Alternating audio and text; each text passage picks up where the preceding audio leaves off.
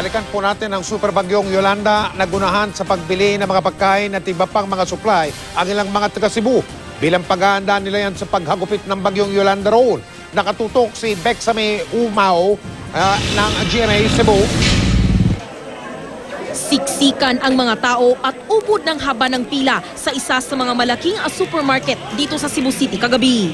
Ang karaniwang binibili, noodles, mga dilata at bigas, pati na mga kandila at posporo. Biglang paghahanda raw sa posibleng paghagupit ng Super Typhoon Yolanda. Si Mary Chris Aquino na dito na humangos pagkatapos ng trabaho. Dito 8 na lang kay basin wala. Mga ready to eat na lang daw ang binili niya para di kailangan magluto. Nahog na lang. Si Teodoro C. naman bumili ng sapat sa 2 araw.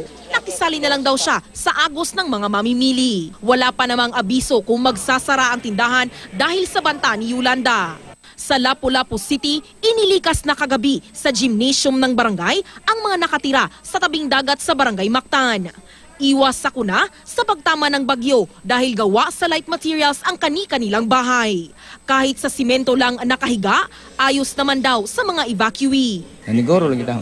Mas mabuti raw na tiyakin ang kaligtasan nila, lalo na ng mga bata. Panalangin nila, Kami nagampo gimidaan sir nga huwag tumama ang bagyong Yolanda sa kanilang lugar.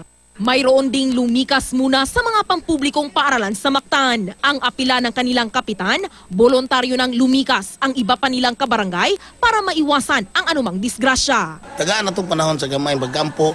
Kung sila unta nga nasa coastal area, dili lang mapaabot sa force evacuation kinahanglan. Sila na lang voluntaryo nga muanha sa tuang mga evacuation center para malikayan yun nato, mapugngan ang mga disgrasya nga dili. Bexme Humawas, nakatutok 24 oras.